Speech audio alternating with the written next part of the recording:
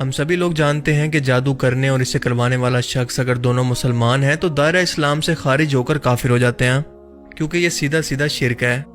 اور شرک اس لیے کہ جادو کے اندر اللہ کو چھوڑ کر شیطانی جنات سے مدد مانگی جاتی ہے، اور بظاہر انسان کو وہی کچھ نظر آتا ہے جو کہ جادوگر ان سے جنات کی مدد سے کسی شخص کے دماغ پر قبضہ کر کے اسے دکھانا چاہتے ہیں، لیکن اصل میں یہ صرف نظر کا دھوکہ ہوتا ہے۔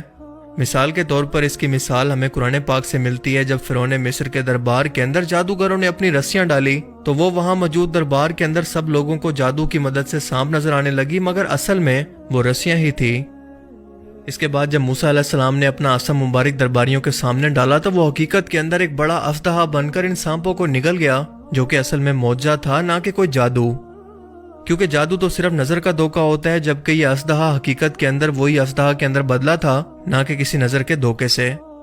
اور یہی وجہ تھی کہ وہاں موجود جادوگر جو کہ اپنے ہنر کے اندر ماہر تھے، یہ سمجھ گئے کہ یہ دراصل جادو نہیں بلکہ معجزہ ہے، اور اسی لیے ایمان لے آئے۔ کیونکہ ظاہر ہے وہ اپنے ہنر میں ماہر تھے، اسی لیے اس بات کو سمجھ گئے۔ یہ بات آپ نے ویڈیو کے آخر تک مائنڈ میں رکھنی ہے۔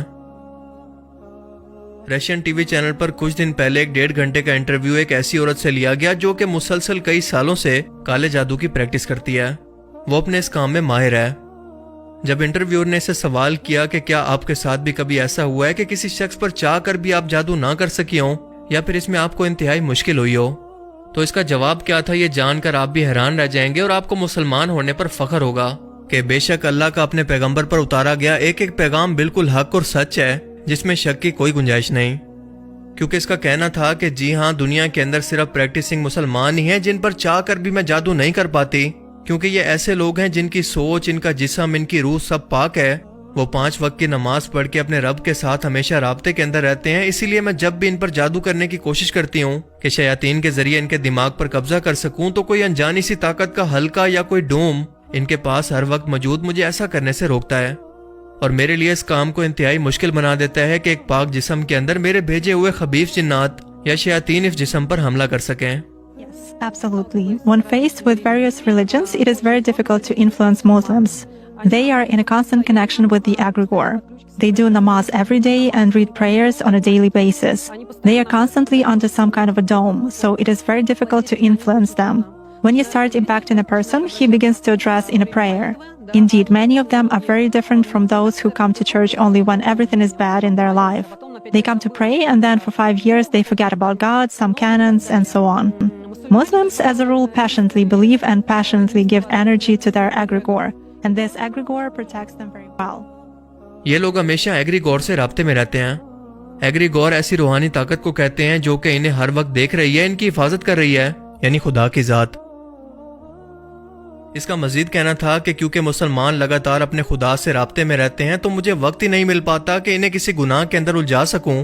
یہ لوگ ان لوگوں سے بالکل مختلف ہیں جو کہ ہفتے میں ایک بار چرچ آ کر اگلے 5 سال بعد دوبارہ وہاں پر چکر لگاتے ہیں، کیونکہ مسلمان ہر وقت اپنی دعا کی صورت میں ایک انرجی اپنے رب کے پاس پہنچاتے رہتے ہیں، اور بدلے میں ان کا خدا نہ صرف ان کی دعاؤں کو سنتا ہے بلکہ ان کی حفاظت بھی کرتا ہے اور ان کی دعاؤں کا جواب بھی دیتا ہے۔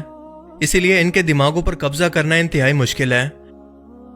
انٹرویور نے اگلا سوال کیا کہ کیا تمہیں لگتا ہے کہ ان کا خدا مہربان اور اچھا ہے؟ اس کا جواب تھا کہ ظاہر ہے کہ میرے لیے تو نہیں، پر ان کے لیے ہاں بالکل ہے، کیونکہ میں جب بھی ان لوگوں پر اثر انداز ہونے کی کوشش کرتی ہوں تو کوئی چیز مجھے باہر لا کر پھینک دیتی ہے۔ میں کسی بھی شخص کو امیجن یا تصور کر کے شیاطین کی مدد سے اس کے دماغ پر قبضہ کر سکتی ہوں، مگر جب بھی کسی پریکٹسنگ مسلم کی باری آتی ہے اس کا تصور آٹومیٹیکلی میرے دماغ سے مٹا دیا جاتا ہے، میں نہیں جانتی کہ کیسے، اور یہ بات ثابت کرتی ہے کہ وہ شخص کسی کی حفاظت میں ہے۔ انٹرویور نے کہا کہ کیا ایسا صرف مسلمانوں کے کیس میں ہی ہوتا ہے؟ اس نے جواب دیا کہ ہاں، میرے ساتھ تو ایسا ہی ہوتا ہے۔ اللہ اکبر! یہ الفاظ ایک غیر مسلم جادوگرنی کے ہیں، کسی مسلمان کے نہیں۔ جب اللہ پاک قرآن کریم کے اندر فرماتا ہے کہ ہم نے جن اور انسان کو اپنی عبادت کے لیے پیدا کیا، اور جو بھی اللہ کی عبادت کر کے اس کا قرب حاصل کرتا ہے اللہ تعالیٰ اس کی حفاظت پر فرشتوں کو مامور کر دیتا ہے، اور اللہ تعالیٰ تمہاری دعاؤں کو سنتا ہے اور اپنی رحمتیں تم پر نازل کرتا ہے جو کہ شیاطین سے تمہاری حفاظت کرتی ہیں۔ تو غیر مسلم اور ایتھیسٹ یہ سوال کرتے ہیں کہ سائنس کیونکہ ان چیزوں کا فزیکل وجود ثابت نہیں کر سکتی لہٰذا ہم اسے نہیں مانتے۔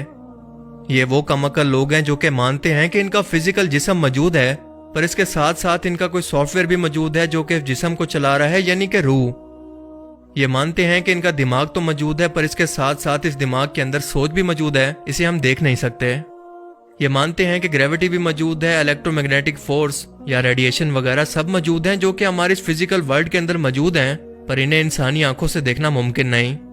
یہ مانتے ہیں کہ انسان کے اندر غصہ، جیلسی، خوشی، یہ سب فیلنگز موجود ہیں جنہیں دیکھنا ممکن نہیں اور نہ ہی ثابت کرنا ممکن ہے، لیکن پھر بھی ان سب اندیکھی چیزوں پر یقین رکھتے ہیں۔ صرف یقین نہیں کرتے تو صرف ان باتوں پر جو کہ قرآن میں یا اسلامی تعلیمات کے اندر بیان کی گئی ہیں۔ اس سے بڑی منافقت بھلا کیا ہو سکتی ہے؟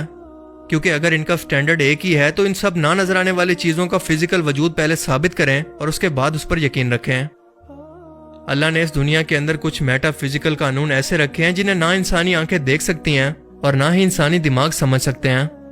اپنی فیلڈ میں ماہر شخص ہی اپنے پروفیشن کے بارے میں حقیقت بیان کر سکتا ہے، تو کیا اس رشین جادوگرنی کا انٹرویو یہ ثابت کرنے کے لیے کافی نہیں کہ نماز دن میں 5 مرتبہ کیوں فرض کی گئی؟ کیا اس لیے نہیں کہ انسان اپنے خالق کے مزید قریب ہو سکے، اور یہ نماز انسان کو بے حیائی، برائی سے روکے اور شیطانوں سے جو کہ گناہوں کے لیے انسانوں کے دلوں میں وسوسے ڈالتے ہیں ان سے بچا کر رکھے؟ اب سوال یہ بھی ہے کہ اگر اللہ چاہتا تو بنا کسی نماز کے بھی اپنے ماننے والے بندوں کو ان شیطانوں سے بچا سکتا تھا، تو پھر نماز کیوں فرض کی گئی؟ تو اس کا جواب ہمیں سورہ ہجر کی آیت 39 کے اندر ملتا ہے کہ جب شیطان نے اللہ کو چیلنج کیا اور اس نے کہا کہ پروردگار، جیسا تو نے مجھے رستے سے الگ کیا ہے، میں بھی زمین کے لوگوں کے لیے گناہوں کو ان کی نظروں میں آراستہ کر کے دکھاؤں گا اور ان سب کو بہکاؤں گا، لیکن ان میں جو تیرے مخلص بندے ہیں ان پر قابو پانا میرے لیے انتہائی مشکل ہے۔ کیا یہ قرآن کے وہی الفاظ نہیں جو کہ یہ جادوگرنی اپنے انٹرویو میں دہرا رہی ہے؟ اس کے بعد اللہ پاک مزید فرماتا ہے کہ مجھ تک پہنچنے کا یہی سیدھا راستہ ہے۔ جو میرے مخلص نیک بندے ہیں ان پر تجھے کوئی اختیار نہیں کہ تو ان کو گناہوں میں ڈال سکے، ہاں مگر گمراہوں میں سے لوگ تیرے پیچھے چل پڑیں گے اور ان سب کے وعدے کی جگہ جہنم ہے۔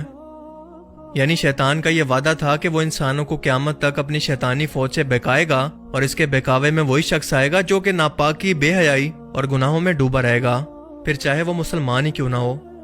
کیونکہ اس جادوگرنی نے بھی بالکل یہی الفاظ استعمال کیے کہ پریکٹسنگ مسلم، یعنی نام کے نہیں بلکہ دین پر عمل کرنے والے مسلمان اس سے بچے رہتے ہیں۔ قرآن کریم میں ایک بار نہیں بلکہ اسی سے ملتے جلتے الفاظ سورہ الاعراف کی آیت 14 کے اندر کچھ اس طرح سے بیان ہوتے ہیں کہ اس نے یعنی شیطان نے اللہ سے کہا کہ مجھے اس دن تک کی مہلت عطا فرما جس دن لوگ قبروں سے اٹھائے جائیں گے، یعنی قیامت تک۔ اللہ نے فرمایا کہ اچھا جا، تجھ کو مہلت دی۔ پھر شیطان نے کہا کہ تو نے تو مجھے معلوم کیا ہے، میں تیرے سیدھے راستے پر ان لوگوں کو بھی گمراہ کرنے کے لیے بیٹھوں گا، پھر ان کے آگے سے، پیچھے سے، دائیں طرف سے اور بائیں طرف سے، یعنی چاروں طرف سے ان پر حملہ کرتا رہوں گا، اور تو ان میں سے زیادہ تر کو شکر گزار نہیں پائے گا، یعنی زیادہ تر لوگ گمراہ ہو جائیں گے۔ اس سے زیادہ آسان الفاظ کے اندر اور کھول کھول کر اللہ کی ذات انسانوں کو وارننگ دے کر اور بھلا کیسے سمجھائے؟ اور اگر اب بھی ہم لوگ نہ سمجھیں تو غلطی کس کی ہے، اللہ کی یا ہماری؟ ایک بار سوچئے گا ضرور۔ باقی آپ اس بارے میں کیا سوچتے ہیں؟ اپنی قیمتی رائے کا اظہار کمنٹ سیکشن میں ضرور کریں، اور اب میں ملوں گا آپ سے ایک ایسی ہی نئی انٹرسٹنگ ویڈیو میں۔ تب تک کے لیے اپنا بہت سا خیال رکھیے گا۔ Thanks for watching this video. اللہ حافظ۔